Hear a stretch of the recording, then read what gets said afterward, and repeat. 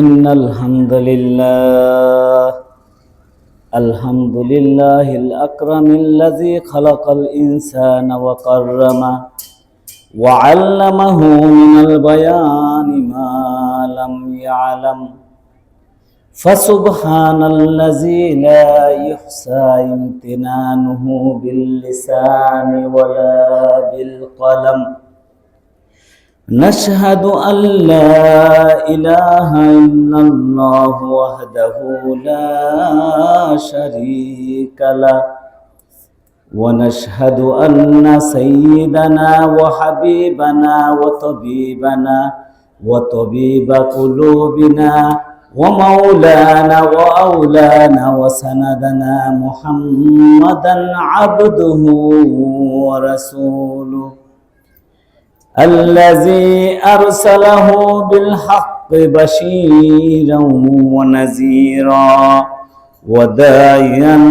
إلى الله بإذنه وسراجا وقمرا منيرا فقد قال الله تعالى في كلامه المجيد وفي فرقانه الحميد أعوذ بالله من الشيطان الرجيم بسم الله الرحمن الرحيم إنا أعطيناك الكوثر فصل لربك وانحر إن شانئك هو الأبتر وقال رسول الله صلى الله عليه وسلم أول ما يحاسب به العبد يوم القيامة الصلاة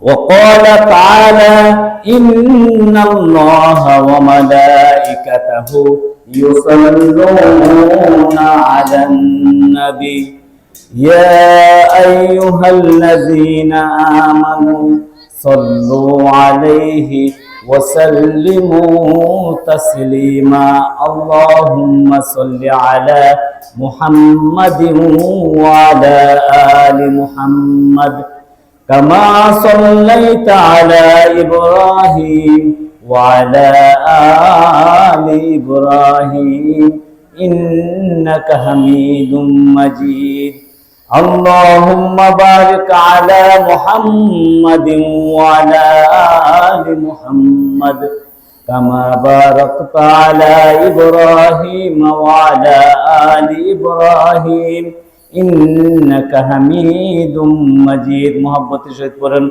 بلغ العلا بكماله كشف الدجى بجماله حسنت جميع خصاله صلوا عليه وآله होनाए full तो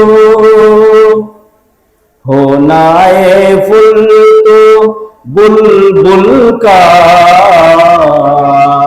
तरन्नुम बिना हो चमने दहर में कलियों का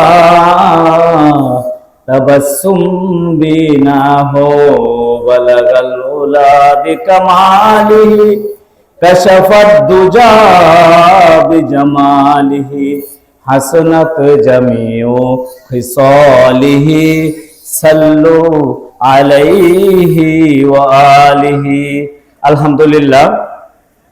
अल्हम्दुलिल्लाह জামিয়া মাদানিয়া দারুল উলুম কওমি মাদ্রাসা ও এতিমখানার উদ্যোগে আজকের এই বিশাল ওয়াজ মাহফিলের সম্মানিত সভাপতি আমার অতি আপনজন বীর মুক্তিযোদ্ধা আলহাজ আমিনুল ইসলাম আব্দুল সাত্তার সাহেব, আমার মঞ্চে আমার পাশে বসা আমার খুব কাছের মানুষ, ভালোবাসার মানুষ, খুব নিকট আত্মীয় রাশিদুল হক রুবেল সহ আজকের এই মহতি মাহফিলে উপস্থিত হবেন মুআজ্জাজ উলামায়ে কেরাম এবং আমার সামনে বসা তোলাবায়ে এজাম, আমার ডানে বামে দিন প্রিয়, ইসলাম প্রিয়, তৌহিদি জনতা, পর্দার অন্তরালে আমার মা ও বোনেরা, সকলকে আমার ব্যক্তিগত পক্ষ থেকে, অন্তরের অন্তঃস্থল থেকে আমি আপনাদেরকে সালাম জানাচ্ছি। আসসালামু আলাইকুম ওয়া রাহমাতুল্লাহি ওয়া বারাকাতুহু। আসলে আমরা মাগরিবের পর আমাদেরকে আল্লাহ রাব্বুল আলামিন অত্র এলাকা একটা শিল্পাঞ্চল এলাকা, এই শিল্পাঞ্চল এলাকার ঘরে ঘরে মানুষ, ঘরে ঘরে ভাড়াটিয়া পর্যাপ্ত ঘনবসতির মধ্য থেকে আমাদেরকে আল্লাহ রাব্বুল আলামিন বেছে বেছে, প্রত্যেক ঘর থেকে বেছে বেছে আমাদের এই যে কয়জন লোক আছে, এই কয়জন লোককে আল্লাহ পাক এই দিনের জন্য, তার দিনের জন্য, ইসলামের জন্য এবং এই মাহফিলের জন্য কবুল করেছেন। বিদায় আল্লাহ রাব্বুল আলামিন আমাদেরকে এখানে উপস্থিত করেছেন। কথা ঠিক কিনা? আসলে আল্লাহ রাব্বুল আলামিন যদি আমাদেরকে এখানে উপস্থিত না করতেন, ইচ্ছা করলে আমরা উপস্থিত হইতে পারতাম না। কারণ হেদায়েত দেওয়ার মালিক হচ্ছে আল্লাহ, হেদায়েত পাওয়ার মালিক আল্লাহ, হেদায়েত দেওয়ার মালিক আল্লাহ। তো আমাদেরকে যদি আল্লাহ বেছে বেছে এখানে না আনতেন, তাহলে কি আমরা আসতে পারতাম? আসতে পারতাম না। তো মাগরিবের পরে ভাঙ্গা সময় এই জন্যই, আসলে এই সময় যে সমস্ত বক্তারা বয়ান করে তাদের সমস্যা এটা, মানে কি হয়, গুছায় লওয়া লাগে। আর এরপরে যেনারা বয়ান করবেন তিনারা আসলে গুছানো পাবেন, গুছানো অবস্থায় এসে ওনারা বয়ান করবেন। আমি আপনাদেরকে একটু আলোকপাত করতে চাই। আলোকপাতটা হচ্ছে এরকম, আসলে আপনারা লক্ষ্য করবেন এখানে যারা উপস্থিত, বাচ্চারা যারা আছে, মাদ্রাসার ছাত্ররা যারা বসে, এরা চুপচাপ বসে, কিছুক্ষণ বসবো আমরা, অল্প কিছুক্ষণ আমি আলোচনা করব। যতক্ষণ আলোচনা করব কোরআন এবং হাদিসের আলোকে আলোচনা করব। আমি ফালতু কোনো কথা বলতেও চাই না, এবং যা বলবো আমলের নিয়তে বলবো, এবং আপনারা যতটুকু শুনবেন আমলের নিয়তে শুনবেন। কথা ঠিক কিনা বলেন? মাগরিবের পরে এই ভাঙ্গা সময় আসাটার উদাহরণটা এরকম যে, আপনারা যারা রেল স্টেশনে গেছেন বা বাজারে গেছেন, বাজারে গেলে আপনারা দেখতে পাবেন যে বাজারে বা রেল স্টেশনে দেখবেন প্ল্যাটফর্মের মধ্যে লতা পাতার ওষুধ বিক্রি করে বা তাবিজ বিক্রি করে যে সমস্ত লোকজন, এরা একটা বিরাট বড় মজমা আকারে জমায় কিনা? জমায়। এই মজমা জমানোর পূর্বে তাবিজ কবর যিনি বেচবেন, বেচার পূর্বে ওই মজমার সামনে কিছু লোক ডোল তবলা বাজায়, কিছু লোক গান করে, অথবা কিছু ম্যাজিশিয়ান ম্যাজিক দেখায়। এভাবে দেখিয়ে কিছু লোকজনকে জড়ো করে। এই জড়ো করার লক্ষ্য এবং উদ্দেশ্য কি তাদের? গান শোনানো? কথার উত্তর দেন। গান শোনানো না, তারা হচ্ছে ডোল তবলা বাজাইয়া, তারপরে কি বলে, কিছু ম্যাজিশিয়ান ম্যাজিক দেখায় লোকজন জড়ো করে। লোকজন জড়ো করে কি জন্য? তার লক্ষ্য কিন্তু ম্যাজিক দেখানো না, গান শোনানো না।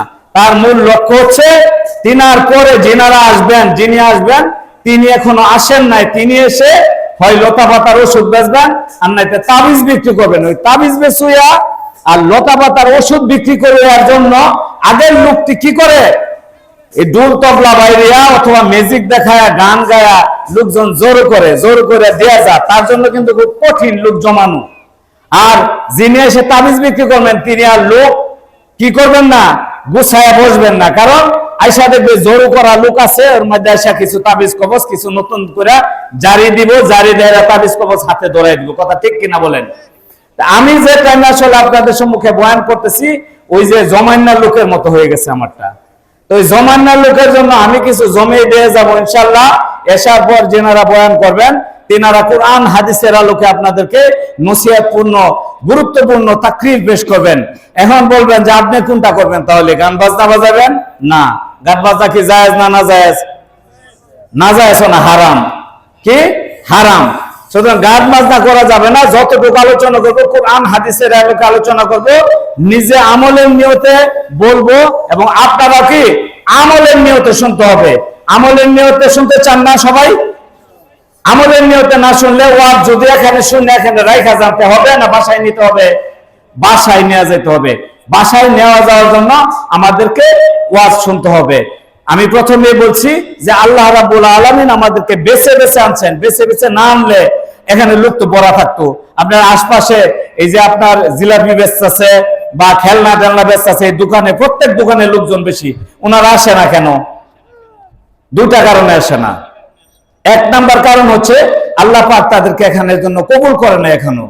হেদায়েতের জন্য কি করে নাই, কবুল করে নাই। 2 নাম্বার হচ্ছে যে মাগরিবের পরে বক্তা ওয়াজ করবো, এতে তো বক্তা বেশি একটা ভালো থাকে না, রাত্রে এশার পরে যারা আসবে তারা ভালো থাকবে, এই 2 কারণে হয়।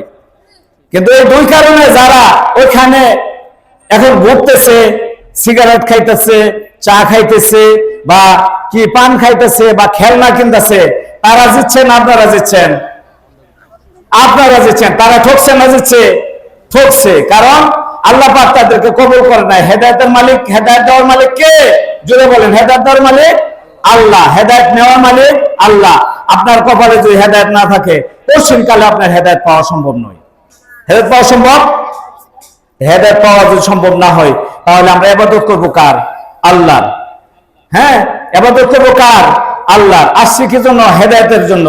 হ্যাঁ, ভয় করব কাকে? আল্লাহকে। ইবাদত করব আল্লাহর জন্য। জিকির করব কার জন্য? আল্লাহর জন্য। না দয়াল বাবার জন্য? আল্লাহর জন্য। তাহলে আমরা সবাই একটু, আমরা শুরুর আগে একটু জিকির করি, সবাই একটু জিকির করি, আমার সাথে সাথে সবাই একটু জিকির করেন। আল্লাহু আকবার বলো, আল্লাহু আকবার, আল্লাহু আকবার বলো, আল্লাহু আকবার, আল্লাহু আকবার বলো, আল্লাহু আকবার, আল্লাহু আকবার বলো, আল্লাহু আকবার। জুড়ে পড়েন না একটু, সবাই পড়ো। আল্লাহু আকবার বলো, আল্লাহু আকবার, আল্লাহু আকবার বলো, আল্লাহু আকবার, আল্লাহু আকবার বলো, আল্লাহু আকবার, আল্লাহু আকবার বলো, আল্লাহু আকবার। এসো না আল্লাহর নামে গান গাই, এসো না মন প্রাণ জোড়াই, এসো না মন প্রাণ জোড়াই। আল্লাহু আকবার বলো, আল্লাহু আকবার। বাচ্চারা বলো সবাই, আল্লাহু আকবার বলো, আল্লাহু আকবার, আল্লাহু আকবার বলো, আল্লাহু আকবার, আল্লাহু আকবার বলো, আল্লাহু আকবার। তো সম্মানিত দিনী ভাই, আমি যে আলোচনা করতে চাচ্ছি সেটা হচ্ছে আপনাদেরকে, আপনাদের সম্মুখে একটি কোরআনের আয়াত থেকে, মহাগ্রন্থ আল কোরআনের, হ্যাঁ, কি 6666টি আয়াত রয়েছে। এই 6666টি আয়াতের মধ্যে থেকে আমি 3টি আয়াত পড়ছি একটি সূরা থেকে, আরেকটি আয়াতের অংশ পড়ছি আরেকটি সূরা থেকে। তো আমি আপনাদের সম্মুখে সংক্ষিপ্ত আকারে কিছু আলোচনা করব। প্রথমেই বলছি যে যা আলোচনা করব কোটি টাকা মূল্যের আলোচনা করব। আপনি মূল্যায়ন করেন বা না করেন, কারণ আলোচনা কোটি টাকা মূল্যের। কেন কোটি টাকা মূল্যের? আমার ভাইয়েরা এটা বুঝতে হবে। এই আলোচনা আমার না, এই আলোচনা আপনার না, এই আলোচনা কোনো মানে মন গড়া আলোচনা। এই আলোচনা হচ্ছে মহাগ্রন্থ ওশী কোরআন আল কোরআনের আলোচনা। যে আলোচনা হ্যাঁ কি করছে, যে এই মহাগ্রন্থ আল কোরআনের আলোচনা বা আল কোরআনের একটি হরফ আমি সারা পৃথিবীর মানুষ যদি একসাথে হয়ে আমরা মহাগ্রন্থ আল কোরআনের একটি আয়াত রচনা করতে চাই, তাহলে কি এটা সম্ভব? কখনোই সম্ভব না। তাহলে যদি সম্ভব না হয়, মুসলমান ভাইয়েরা, আমার ভাইয়েরা, যদি কোরআনের একটি হরফ, একটি অক্ষর আমাদের সৃষ্টি করা সম্ভব না হয়, তাহলে এটা দামি না কম দামি? দামি। তাহলে এই দামি কোরআন শরীফের থেকে আমি 3টি বা 3.5টি আয়াত তেলাওয়াত করেছি। এই আয়াতের আলোকে যখন আমি আলোচনা করব, এই আলোচনাটা অবশ্যই কি দামি আলোচনা। আমি আপনাদেরকে সূরা কাউসার, এই সূরাটা কি কোরআনের অনেক বড় সূরা না? হ্যাঁ, কোরআন শরীফের, আমার ভাইয়েরা, কোরআন শরীফের সবচেয়ে ছোট্ট সূরা। আমার ভাইয়েরা, কোন মুসলমান যদি সর্বপ্রথম সূরা ফাতিহা মুখস্থ করে, সূরা ফাতিহা মুখস্থর পরে যদি কোনো ভাই কোন সূরা মুখস্থ করতে চায়, তাহলে তার ফার্স্ট চয়েস হয় সূরা কাউসার। ইন্না আতাইনা কাল কাউসার ফাসাল্লি লিরাব্বিকা ওয়ানহার ইন্না শানিয়াকা হুয়াল আবতার। এই সূরাটি হলো কোরআন শরীফের মধ্যে সবচেয়ে ছোট্ট একটি সূরা। এই সূরাটি আমি আপনাদের সম্মুখে তেলাওয়াত করছি। এই সূরার আলোকে এবং আল্লাহ রাসূলের অসংখ্য হাদিস থেকে একটি হাদিস আমি আপনাদের সম্মুখে তেলাওয়াত করেছি। এই হাদিস সম্পর্কে আমি 2-4টি কথা বলবো, আমি নিজে আমলের নিয়তে, এবং আপনাদেরকে আমি অনুরোধ করব যে যা শুনবেন আমলের নিয়তে শুনবেন। যারা বাইরে এখনো বসে রয়েছেন, দয়া করে সবাই এসে সামনে এসে আসন গ্রহণ করুন। মহামূল্যবান কথা, আমি গুনাহগার বান্দা, আমার দ্বারা এত ভালো কথা কওয়া সম্ভব নয়, কিন্তু আমি যেখান থেকে তেলাওয়াতটি করেছি, এই আপনারা যারা আমার সাথে সাথে তেলাওয়াত করছেন প্রত্যেকটি হরফে 10-10টি করে নেকি পাইছেন। এটা কি সন্দেহ আছে? এতে কোনো সন্দেহ নাই। সুতরাং আমলের মজলিস এবং মহামূল্যবান কথা, এই কথা ছেড়ে আপনারা যারা বাইরে বসে রয়েছেন তাদেরকে আমি মনে করবো যে আপনাদের কপাল পুড়ে গেছে। কোরআনের আলোচনা হচ্ছে, অথচ আপনারা যারা বাইরে বসে রয়েছেন তারা অবশ্যই ভালো কাজ করেন নাই, অবশ্যই এতে খারাপ কাজ হচ্ছে। সেহেতু আমি আপনাদেরকে বিনীত অনুরোধ করবো, সবাই এসে সামনে কি করেন, আসন গ্রহণ করেন।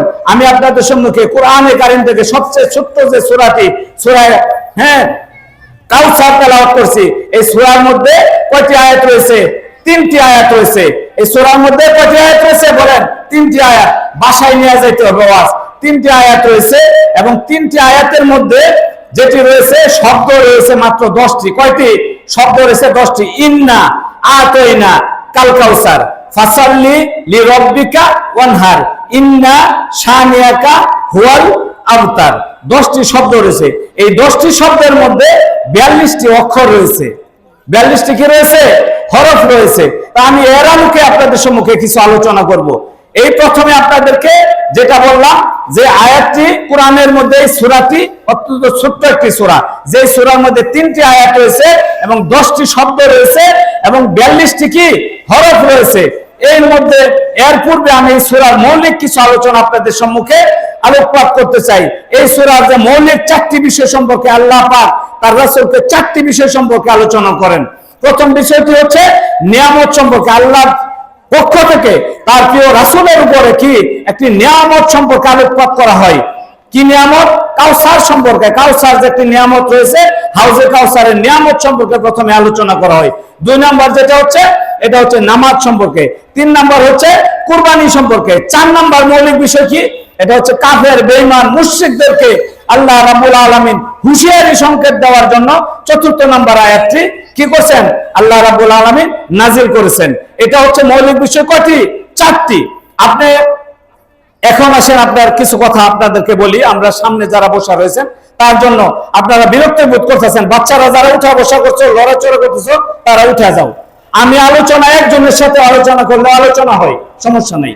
আমি আপনাদেরকে, আমার ভাইরা, আমি আপনাদেরকে একটি ছোট্ট উদাহরণের দিকে আলোকপাত করতে চাই। হযরত মাওলানা আশরাফ আলী থানভী রহমাতুল্লাহ আলাইহি, হাকিমুল উম্মত আশরাফ আলী থানভী রহমাতুল্লাহ আলাইহির আলোচনা আপনারা শুনছেন না? উনি কোন এক মাহফিলে গেছেন, উনি ওয়াজ করার জন্য। তো মাহফিলে যাওয়ার পরে উনি ওয়াজ করছেন দীর্ঘক্ষণ কি করছে? বয়ান করেছেন। দীর্ঘক্ষণ বয়ান করার পরে উনি ফিরে আসতেছেন বাড়ির দিকে। প্রতিমধ্যে দেখেন একজন কৃষক দৌড়ায় যাইতেছে। কথা বুঝতেছেন? কৃষক কই দৌড়ায় যাইতেছে। তো কৃষককে আশরাফ আলী থানভী রহমাতুল্লাহ আলাইহি বললেন, হে ভাই, আপনি কোথায় যাচ্ছেন? কৃষক বলতেছে যে আশরাফ আলী থানভী রহমাতুল্লাহ আলাইহি তো অমুক জায়গায় আসার কথা, ওনার বয়ান শোনার জন্য তাড়াতাড়ি যাইতেছি, সময় চলে গেল কিনা এই চিন্তা করতেছি। কথাটা বুঝেন, সময় চলে গেল কি যেন চিন্তা করতেছে। আশরাফ আলী থানভী রহমাতুল্লাহ আলাইহি বললেন যে আপনি যে বয়ান শুনতেছেন, আশরাফ আলী থানভী রহমাতুল্লাহ আলাইহি তো বয়ান করে চলে গেছে, বয়ান তো শেষ। কে বলতেছে? আশরাফ আলী থানভী রহমাতুল্লাহ আলাইহি নিজেই বলতেছে বয়ান করে চলে গেছে। কৃষক পেরেশান হয়ে গেছে। আমার ভাইয়েরা, কৃষক অস্থির হয়ে গেছে যে হায় আফসোস, কি করলাম? আশরাফ আলী থানভী রহমাতুল্লাহ কত মূল্যবান কথা শোনার জন্য যাচ্ছিলাম, উনি বয়ান করে চলে গেলেন, তো আমার যাওয়াটাই বৃথা হলো। এত কষ্ট করে তাড়াতাড়ি করে আসলাম, এরকম পস্তাইতেছে। পস্তানি বোঝেন না? হাই হুতাশ করতেছে। শুনতেছে কে? আশরাফ আলী থানভী রহমাতুল্লাহ আলাইহি নিজেই শুনতেছে। শোনার পরে হঠাৎ করে উনি বলতেছেন যে আশরাফ আলী থানভী রহমাতুল্লাহ আলাইহি যে কথাগুলো বলছেন, সেম এই বক্তব্যটা আমি আপনাকে শোনাইতে পারি, আপনি যদি ইচ্ছা করেন, রাজি থাকেন, তাহলে আপনি কি শুনবেন? অবশ্যই শুনবো না কেন? আমি ওনার কথা তো শোনার জন্যই যাচ্ছিলাম। কে বলতেছে? আশরাফ আলী থানভী রহমাতুল্লাহ আলাইহি কৃষককে বলতেছে। কৃষক বলতেছে অবশ্যই শুনবো। আশরাফ আলী থানভী রহমাতুল্লাহ আলাইহি বললেন, তাহলে বসেন, আমি আপনাকে পুরো ঘটনাটা শোনাই, উনি কি কি বয়ান করছে এগুলো শোনাই। তো ওনাকে বয়ান শোনাইতে শোনাইতে দীর্ঘ 1 ঘন্টা বয়ান শুনছে। সুবহানাল্লাহ, বাসায় গিয়ে বলেন সুবহানাল্লাহ। 1 ঘন্টা উনি একজন কৃষকের জন্য বয়ান করেছেন। কতক্ষণ? 1 ঘন্টা। শোনার পরে ওই কৃষক বলতেছে যে হুজুর, আমি যে আপনার কাছে বয়ানটা শুনতেছি, আমার মনে হইতেছে যে আমি আশরাফ আলী থানভী রহমাতুল্লাহর কাছে শুনতেছি। সুবহানাল্লাহ। এই কথা বলার পরে আশরাফ আলী থানভী রহমাতুল্লাহ বলতেছেন যে আমি আশরাফ আলী থানভী রহমাতুল্লাহ। আল্লাহু আকবার, আল্লাহু আকবার। কৃষক অস্থির হয়ে গেলেন, হুজুর আপনি কি করলেন? আপনার সাথে আমি কতটুকু বেয়াদবি করেছি? আমার একজন লোকের জন্য আপনি দীর্ঘ সময় যাবত আমাকে বয়ান করে শোনাইলেন, আমি তো আপনার সাথে বেয়াদবি করে ফেলছি।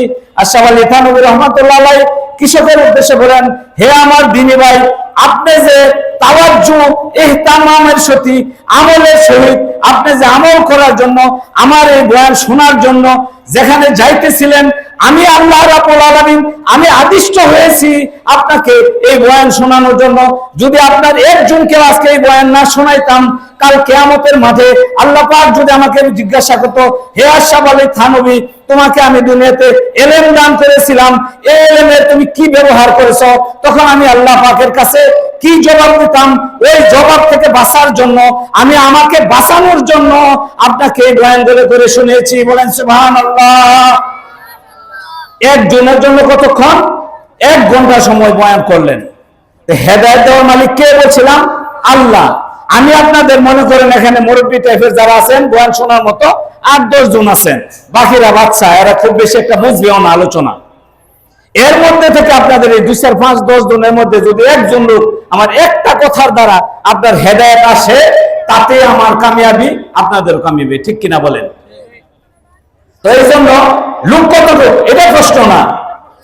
হ্যাঁ, জুনাইদ মুনতাজি রহমতুল্লাহ আলাইহি জীবনের শেষ বয়সে যখন উনি বয়ান করতেন, উনার পীর সাদী সাকতি রহমতুল্লাহ আলাইহি বলেছিলেন যে আমি বয়ান করব না। উনাদের বহু রিকোয়েস্টে যখন বয়ান করতেন, তখন উনি বলছিলেন যে আমার বয়ানে যদি বয়ানই করা লাগে, তাহলে আমার জীবনে বয়ান করা সুন্নত আর নফল নামাজ পড়া হচ্ছে নফল বা মুস্তাহাব আমল। যদি আমি জানতাম আমার জীবনে যে নামাজ পড়া অতি উত্তম, বয়ান করাছে, তে আমার জীবনে বয়ান করতাম না। যেহেতু বয়ানের কাছে আসছি, তবে আমার বয়ানের শর্ত হচ্ছে 40 জনের লোক থাকতে পারবে না। বেশি লোকের বয়ানে আপনি হেদায়েত আসে না। এই জন্য খেয়াল করতে পারেন, ইসলাহি মাহফিল, ছোট ছোট মাহফিল, তাবলীগে যায় মানুষ হেদায়েতে চলে আসে। বড় বড় 50,000 লোকের বয়ান, 50,000 লোক দর্শক থাকে, বড় বড় ওয়াইজ থাকে, বক্তার 1,50,000 টাকা দামতে হয়, হেলিকপ্টার দামতে হয়। পরের দিন দেখবেন মসজিদের মধ্যে ফজরে জামাতে লোক মুসল্লি কমে যায়। এর কারণ কি? ওয়াজ বাসায় নিয়ে যেতে পারে না, ওয়াজ কই ময়দানে রেখে যায়। তো আমার ভাইরা, আমি যে কোরআনের 3টা আয়াত তেলাওয়াত করছি, মনে আছে আয়াতটি প্রথম রয়েছে। এই আয়াতের মধ্যে 3টি আয়াত রয়েছে, 10টি শব্দ রয়েছে, 42টি হরফ রয়েছে, মৌলিক বিষয় রয়েছে 4টি। আল্লাহ রাসূল সাল্লাল্লাহু আলাইহি সাল্লামের কাছে এই আয়াত নাজিল হয় একটা প্রেক্ষাপটে। প্রেক্ষাপটটা কি ছিল আমার ভাইরা? প্রেক্ষাপটটি ছিল আল্লাহ রাসূল সাল্লাল্লাহু আলাইহি সাল্লামের 2 জন সন্তান, পুত্র সন্তান হয়েছিল। পুত্র সন্তান, একজনের নাম ছিল ইব্রাহিম আর একজনের নাম ছিল কাসেম। এই 2 জন পুত্র সন্তান মারা যায়, ইন্তেকাল ফরমায়। তো আল্লাহ রাসূলের মন খুব খারাপ ছিল, কোনো ছেলে সন্তান ছিল না। আর মক্কার তৎকালীন সময় মক্কা হলো ইতিহাস এবং সাহিত্য সমৃদ্ধির যুগ ছিল। ওই যুগে এই কোরআনের এই 3 আয়াতের শেষ আয়াতে আবতার একটা শব্দ আছে। আবতার শব্দের অর্থ হচ্ছে লেজ কাটা, কান কাটা, নির্বংশ, আটখুরা, হ্যাঁ, যার কোনো শরীক নাই, যার কোনো ওয়ারিশ নাই, এরকম অর্থ। বুঝতে পারছেন? নিঃসন্তান, লেজ কাটা, কান কাটা, আটখুরা, লেজ কাটা, এরকম অর্থ ব্যবহৃত হয়। আল্লাহ রাসূলকে মক্কার কাফেররা এরকম আটখুরা বলতো। আটখুরা তো বাংলা শব্দ। ওরা বলতো কি? আবতার বলে গালি দিত। আবতার মানে নিঃসন্তান, যার সন্তান নাই, নির্বংশ, আটখুরা, এরকম বলে গালি দিত। এর মধ্যে মক্কার মানে আস ইবনে ওয়াইল নামে একজন মুনাফিক ছিল, তার মধ্যে সবচেয়ে বেশি সে গালি দিত। তার সামনে যখন আল্লাহ রাসূলের আলোচনা হইতো, মুহাম্মদ সাল্লাল্লাহু আলাইহি সাল্লামকে কেউ নিয়ে আলোচনা করতো, তাৎক্ষণিক উনি বলতো, এই বাদ দাও, এর কোনো আলোচনা করো না। আর এর তো লেজ কাটা, নির্বংশ, আটখুরা, এত বংশধর নাই, এ মারা গেলে তো এর বংশে বাতি জ্বালানোর কোনো লোক থাকবে না, তারা নিয়ে কি সে আলোচনা করবো? নাউজুবিল্লাহ মিন যালিক বলেন। এরকম আলোচনা করলে এই আলোচনাটা আল্লাহ রাসূলের কানে যাইতো, গেলে আল্লাহ রাসূল মন খারাপ করতো, কষ্ট পাইতো যে আমার আসলে তো একটা ছেলে সন্তান নাই। আপনার আর যদি ছেলে না থাকে, কেউ গালি দেয়, সন্তান না থাকে, আপনার খারাপ লাগবে না? আল্লাহ রাসূলকে এরকম গালাগালি করতো মানুষ। গালাগালি করার কারণে আল্লাহ রাসূল মন খারাপ করতেন। মন খারাপ করার কারণে আল্লাহ রাব্বুল আলামিন তাকে সান্ত্বনা দেওয়ার জন্য এই সূরাটি নাজিল করেন। তাহলে সূরাটি কেন নাজিল করছেন বুঝতে পারছেন? আচ্ছা, এবার আসেন, এই সূরাটি হচ্ছে মক্কায় নাজিল হয়েছে। হযরত আয়েশা সিদ্দিকা রাদিয়াল্লাহু আনহা থেকে বর্ণিত সহিহ হাদিস, এই হাদিসে আয়েশা সিদ্দিকা রাদিয়াল্লাহু আনহা বলেন যে এই সূরাটি মক্কায় নাজিল হয়েছে। তবে আপনার কিছু কিছু মুফাসসিরিনে কেরামগণ বলেন এই সূরাটি মদিনায়, তবে অধিকাংশ মুফাসসিরিনে কেরামদের মতে হচ্ছে এই সূরাটি মক্কায় নাজিল হয়েছে। আমার ভাইয়েরা, আল্লাহ রাব্বুল আলামিন রাসূল সাল্লাল্লাহু আলাইহি সাল্লামের উপরে, আল্লাহ রাসূল যখন কষ্টে জর্জরিত হইতেন, নির্বংশ বলে তাকে গালি দেওয়া হইতো, লেজ কাটা কান কাটা বলে গালি দেওয়া হইতো, নিঃসন্তান আটকুরা বলে গালি দেওয়া হইতো। আমার আল্লাহ রাসূল যখন কষ্ট পেতেন, অতঃপর আল্লাহ রাসূলের উপর আল্লাহ পাক সান্ত্বনা স্বরূপ আল্লাহ পাক কুরআনের 3টি আয়াত নাজিল করেন। সবাই পড়েন, ইন্না আতাইনাকাল কাউসার ফাসাল্লি লিরাব্বিকা ওয়ানহার ইন্না শানিআকা হুয়াল আবতার। এই 3টি আয়াত কি আল্লাহ রাসূলের উপরে কি হয়? নাজিল হয়ে যায়। নাজিল হওয়ার সাথে সাথে এর প্রথম আয়াতটি হচ্ছে, এই সূরাটি নাজিল হওয়ার পরে আরো কিছু ঘটনা রয়েছে এই সূরা নিয়ে। এর পূর্বে মক্কার মুশরিকরা,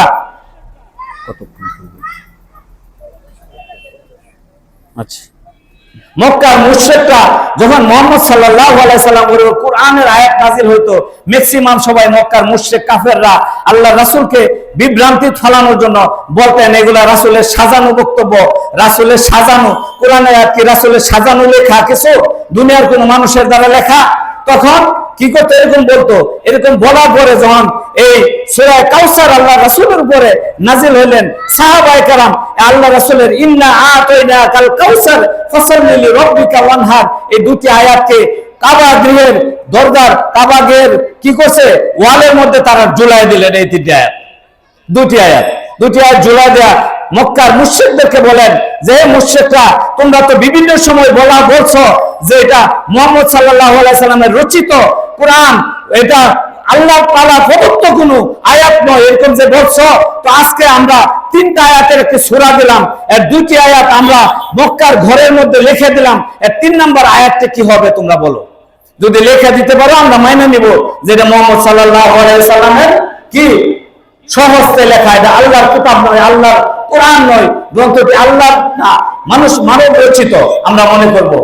এটার পরে মক্কার সমস্ত কুরাইশ, তৎকালীন সময় মক্কার সাহিত্যের যুগ ছিল, কে কত ভালো কবিতা রচনা করতে পারে এটা নিয়ে প্রতিযোগিতা হইতো। মক্কার কাফেররা, মুশরিকরা মিলে জিলে সবাই চেষ্টা করলো যে এটার পরে আয়াতটা তারা কি করতে পারে, লিখতে পারে কিনা। সর্বোচ্চ চেষ্টা করেছে, চেষ্টা করে যখন পারে নাই, তৎকালীন যুগে মক্কার সবচেয়ে বড় লেখক ছিল, তার নাম ছিল লাবিদ। এই লাবিদের কাছে চলে গেল। এই মুশরিকরা সবাই লাবিদদেরকে যা বললো, হে লাবিদ আমার ভাই, তুমি তো মক্কার সবচেয়ে বড় লেখক, তুমি মক্কার সবচেয়ে বড় কবি, মুহাম্মদ সাল্লাল্লাহু আলাইহি সাল্লাম এবং তার অনুসারীরা আমাদেরকে 2টি আয়াত মক্কার ঘরে লিখে দিয়েছে, এর 3 নম্বর আয়াত যদি আমরা লিখে দিতে পারি তাহলে তারা নাকি স্বীকার করবে যে এটা কি মানব রচিত গ্রন্থ। তো তাকে বলার পরে সে এটা দেখলো, দেখে সারা রাত্র অ্যানালাইসিস করে দেখলো যে আসলে এটা তো মানব রচিত কোনো কিনা লেখা না, এটা আসলে আল্লাহর কোরআন। সে সারা রাত্র চিন্তা করে তার মাথায় চিন্তা করলো যে এটা তো কোনো মানব রচিত গ্রন্থ হতে পারে না, এটা আল্লাহর কোরআন, নিঃসন্দেহে এটা ওহী গ্রন্থ আল কোরআন, মুহাম্মদ সাল্লাল্লাহু আলাইহি সাল্লামের উপরে ওহীর মাধ্যমে আসছে। এটা যখন বুঝতে পারলেন, বুঝার পরে সে তার নিজের থেকে ওই কথাটা, তার মনের কথাটা ছন্দ আকারে লিখে দিলেন। এর নিচে লিখে দিলেন লাইসা হাযা কালামুন লাইসা হাযা মিন কালামিল বাশার। বলেন সুবহানাল্লাহ। এর অর্থ কি? যে ইহা মানব রচিত কোনো গ্রন্থ নয়, নিঃসন্দেহে এটা আল্লাহ তাআলা প্রদত্ত ঐশী কোরআন এবং আল কোরআনের একটি আয়াত, এটা নিঃসন্দেহে মানব রচিত কোনো গ্রন্থ নয়। এবং পরবর্তীতে লাবিদ সহ তার অনুসারীরা উনি কি করছিলেন, মুসলমান হয়েছিলেন। তো আমার ভাইয়েরা, আলোচনাটা ওইখানে নয়, আমরা প্রথমে আল্লাহ রাসূল সাল্লাল্লাহু আলাইহি সাল্লামের উপরে ইন্না আতাইনাকাল কাউসার নাজিল হয়েছে যে নিশ্চয় আমি আপনাকে দান করেছি কি হাউজে কাউসার। এই কাউসারের অনেক লম্বা আলোচনা। কাউসার সাধারণ অর্থ হচ্ছে ঝর্ণা দ্বারা, বেহেশতের একটি হাউজে কাউসার একটা ঝর্ণা দ্বারা, যে ঝর্ণা দ্বারার পানি অতি মিষ্টি, মধুর চেয়ে মিষ্টি, হ্যাঁ দুধের চেয়ে সাদা, এরকম বলা হয়। এছাড়া অনেক আয়াত, অনেক মুফাসসিরিন কেরামগণ একে নবুয়তের দিকে দৃষ্টি করছেন, নামাজের দিকে দৃষ্টি দিয়েছেন, আল কোরআনের দিকে দৃষ্টি দিয়েছেন, বিভিন্ন রকম তাফসীর করে দিয়েছেন। কিন্তু প্রসিদ্ধ অর্থ হচ্ছে এটা হাউজে কাউসার, অর্থাৎ একটি ঝর্ণা দ্বারা, যা থেকে আল্লাহর রাসূল কিয়ামতের দিন যখন আমরা আপনারা দিশেহারা হয়ে যাব, ওইখান থেকে পান পাত্র দ্বারা আল্লাহর রাসূল নিজে এই হাউজে কাউসার থেকে কি করবেন? পানি পান করবেন। এই সুসংবাদ কে দিয়েছেন আমাদেরকে? আল্লাহ রাব্বুল আলামিন দিয়েছেন, ইন্না আতাইনা কাল কাউসার, অর্থাৎ আপনাকে নিশ্চয় আমি আপনাকে দান করেছি কি হাউজে কাউসার। পরেরটা কি বলছে? ফাসল্লি, আদর্শসূচক শব্দ। ফাসল্লি, আপনি কি নামাজ পড়ুন। কি বলছে? নামাজ পড়ুন। এখন নামাজ কোন সময় পড়ি? বিপদে পড়লে, দোকান দিচ্ছি, ছেলে বিদেশ যাইব, মেয়ে এসেছি পরীক্ষা দিব, তো ঘন ঘন নামাজ পড়ে দোয়া করতে হবে, ঠিক না? না। নামাজ কার জন্য পড়বে? ফাসল্লি, যে নামাজ পড়ুন, লি রব্বিকা, কার জন্য? আপনার প্রভুর জন্য। কার জন্য নামাজ পড়বো? আপনার প্রভুর জন্য নামাজ পড়ুন। হ্যাঁ, ওয়ানহার, এবং কুরবানি করেন। কার জন্য? প্রভুর জন্য। তাহলে পরের আয়াতে দুটা বিষয়, নিয়ামতের কথা প্রথম আয়াতে, মৌলিক বিষয় যে হাউজে কাউসারের নিয়ামতের কথা আল্লাহ রাসূলকে প্রথম কি করছেন? সুসংবাদ দিয়েছেন। 2 নম্বরে বলেছেন যে আপনি তাহলে আপনাকে হাউজে কাউসার দিয়েছি, বিনিময়ে কি করেন? আপনি নামাজ আদায় করেন আপনার প্রভুর জন্য, এবং ওয়ানহার, এবং কুরবানি করেন কার জন্য? প্রভুর জন্য। পরে ইন্না শানিয়াকা হুয়াল আবতার, এর পরের শব্দটি হচ্ছে যে আর আপনাকে যারা আবতার বলে, লেজ কাটা বলে, কান কাটা বলে, নির্বংশ বলে, তাদেরকে হুঁশিয়ারি সংকেত দিচ্ছেন আল্লাহ পাক রব্বুল আলামিন, যে আপনাকে যারা আবতার বলেছে, মূলত আবতার আপনি নাই। আপনার আবতার হচ্ছে তারাই, যারা আপনাকে আবতার বলে, তারাই নিঃসন্দেহে নিঃসন্তান, মানে লেজ কাটা, কান কাটা, আটখোরা। কারণ হচ্ছে তৎকালীন মুশরিক, মুনাফিক যারা কাফের ছিল, আজকে এদের নাম কেউ নেয়, কথা বলেন নাই। কিন্তু আল্লাহ রাসূল, আল্লাহ রাব্বুল আলামিন বলেন যে আপনার যে রূহানি সন্তান থাকবে, এটা আপনার রূহানি সন্তান। আজ থেকে 1500 বছর আগে আল্লাহ রাসূল কি করছেন? দুনিয়া ছেড়ে চলে গেছেন। তার পূর্বে উনি নবী ছিলেন, পরেও নবী, এখনো নবী, কিয়ামতের মাঠেও নবী, এবং ওনার সন্তানরা, ওনার রূহানি সন্তানরা পূর্বেও নবীর নাম নিয়েছে, আমরা এখনো দিচ্ছি। রূহানি সন্তানরা কিয়ামত পর্যন্ত আল্লাহ রাসূলের নাম দিবে, শুধু কিয়ামত পর্যন্ত না, এবং কিয়ামতের পরে হাসরের ময়দানেও আল্লাহ রাসূলের নাম তার রূহানি সন্তানরা নিবে কি নিবে না বলেন? তাহলে আল্লাহ রাসূলের কি নিঃসন্তান? নিঃসন্তান না। তাহলে আমি আপনাকে যে 4টি মৌলিক বিষয়ে যে কথা বললাম, এটা হলো প্রথম বিষয়টা হচ্ছে যে আল্লাহ রাসূলের উপরে কি হচ্ছে? হ্যাঁ, হাউজে কাউসারের নিয়ামতের কথা বলছে। 2 নম্বরটা বললাম যে তার উপরে কি হচ্ছে? আপনারা নামাজ পড়বেন কার জন্য? আল্লাহর উদ্দেশ্যে। নামাজ পড়েন কার জন্য? আপনার রবের উদ্দেশ্যে, লি রব্বিকা, তোমার প্রভুর জন্য। ওয়ানহার, এবং কুরবানি করো তার প্রভুর জন্য। এবং 4 নম্বর হচ্ছে হুঁশিয়ারি সংকেত দিয়েছেন, এই নামাজের উপর আপনাদেরকে গুরুত্ব দিতে হবে। এই সল্লি শব্দটার উপরে আপনারা সবাই গুরুত্ব দিবেন। নামাজ আল্লাহর জন্য পড়তে হবে। আপনাদেরকে মনে রাখতে হবে, আমরা নামাজ বিভিন্ন শর্তে পড়ি, আর প্রত্যেক ইবাদতের মধ্যে শিরক রয়েছে। কি রয়েছে? শিরক রয়েছে। আবু সাঈদ খুদরি রাদিয়াল্লাহু আনহু মসজিদে নববীতে বসে ফেরেশতা সাহাবায়ে কেরামদেরকে বুঝাচ্ছেন। আল্লাহ রাসূল এসে জিজ্ঞাসা করলেন, হে আবু সাঈদ, তুমি কি নিয়ে আলোচনা করতেছো? বলছে, সবচেয়ে বড় ফিতনা নিয়ে আলোচনা করতেছি। বলল, কি এমন ফিতনা? বলছে, কিয়ামতের পূর্বে ওই ফিতনা মানুষকে সবচেয়ে বেশি ধোঁকা দিবে। আল্লাহ রাসূল তৃতীয়বার জিজ্ঞাসা করলেন, কি এরকম ফিতনা? বললে, দাজ্জালকে নিয়ে আলোচনা করতেছি। আল্লাহ রাসূল বলল যে না, এটা বড় ফিতনা না। কিয়ামতের পূর্বে সবচেয়ে বড় ফিতনা হলো শিরকে খফি। শিরকে খফি অর্থাৎ গোপন শিরক। প্রত্যেক আমলের সাথে আপনার শিরক আছে। আপনি নামাজ পড়তেছেন, নামাজের উদ্দেশ্য যখন ধরো ইমাম সাহেব একা একা নামাজ পড়তেছে, কথার কথা, ইমাম সাহেব কি করতেছে? একা একা নামাজ পড়তেছে। নামাজ পড়ার মধ্যে উনি মনে করেন মাগরিবের নামাজ বা ফজরের নামাজে মুসল্লি কম হয়, নামাজ পড়তেছে। উনি আলহামদুলিল্লাহি রাব্বিল আলামিন আর রহমানির রহিম মালিকি ইয়াউমিদ্দিন এভাবে পড়তেছে আস্তে আস্তে। হঠাৎ করে চিন্তা হলো, হঠাৎ করে খেয়াল করলো যে ডানে বা বামে 2 জন মুসল্লি এসে দাঁড়াইছে। দাঁড়ানোর সাথে সাথে ওনার এই তেলাওয়াতটা একটু জোরে করে দিল। কি করলো? শব্দটা একটু বাড়ায় দিল। হ্যাঁ, আর এরপরে যে সূরাটা ছোট সূরা বললো একা একা, এখন লগে মুসল্লি এসে একটু লম্বা পড়া লাগে না? একটু লম্বা একটা সূরা পড়া শুরু দিল। মুফাসসিরিন কেরামগণ বলেন যে এটাও শিরক। কারণ এতক্ষণ তেলাওয়াত কার উদ্দেশ্যে ছিল? একমাত্র আল্লাহর উদ্দেশ্যে। যখন ডানে বামে দাঁড়াইলো একজন, দাঁড়ানোর সাথে সাথে সে তাকে শোনানোর জন্য সাউন্ড বাড়াই দিল, তাকে শোনানোর জন্য তেলাওয়াত লম্বা করে দিল, লম্বা করার সাথে সাথে তাহলে আল্লাহ বলেন যে আমার ইবাদতের সাথে যখন শিরক হয়ে যায়, শরীক হয়ে যায় তাৎক্ষণিক, এটাই হলো শিরকে খফি। এই জন্য আমাদের ইবাদত করতে হবে কার জন্য? একমাত্র আল্লাহর জন্য। ইবাদত করবো কার উদ্দেশ্যে? আল্লাহর জন্য। ভয় পাবো কাকে? আল্লাহকে। তাহলে আমরা আজকে এই 4টা মৌলিক বিষয় সম্পর্কে আমি আলোচনা করলাম, এরপরে আলোচনা করবেন। তো আমরা 4টি মৌলিক বিষয়ের মধ্যে থেকে আমি যে কথাটা বললাম, ফাসাল্লি লিরাব্বিকা, যে আমরা নামাজ পড়বো একমাত্র আল্লাহর জন্য, ওয়ানহার এবং কুরবানি করবো আল্লাহর জন্য। এখন আপনি প্রশ্ন করবেন তাহলে গোশত খাবো না? আরে বাবা, গোশত তো খাবেন। বাড়ির দক্ষিণ পাশে জানালা রাখছেন, নিয়ত করছেন যে মসজিদের আযান হাইয়া আলাস সালাহ হাইয়া আলাল ফালাহ শব্দ শুনবো, নিয়তটা হচ্ছে এটা। তখন কি এই জানালা লাগানো কি সওয়াবের কাতারে চলে গেল না? এই জন্য কি জানালাতে বাতাস আসবে না? বাতাস আসবে, কিন্তু নিয়তকে সহি করেন। কুরবানি আল্লাহর উদ্দেশ্যে করলাম, আল্লাহকে রাজি খুশি করার জন্য, আল্লাহর জন্য আমি যখন কুরবানি করব, গোশত তো অবশ্যই খাবো।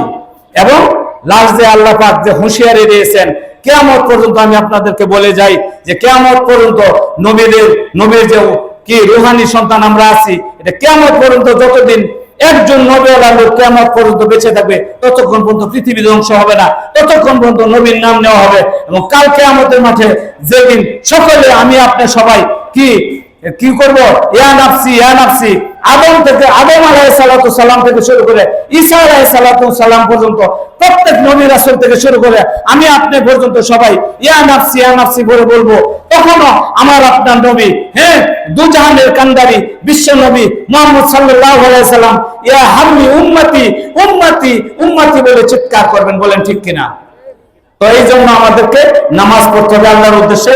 হালালকে হারাম বলবো, হারামকে হারাম বলবো, হালালকে হারাম বলবো।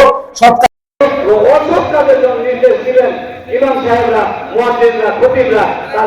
ইনশাআল্লাহ যা কিছু আলোচনা করলাম তার উপর আল্লাহ রাব্বুল আলামিন আমাকে আমল করার তৌফিক দান করুন এবং আপনাদেরকে আমল করার তৌফিক দান করুন। হাযা ওয়া আখিরু দাওয়ানা আলহামদুলিল্লাহি রাব্বিল আলামিন। আসসালামু আলাইকুম ওয়া রাহমাতুল্লাহি ওয়া বারাকাতুহু।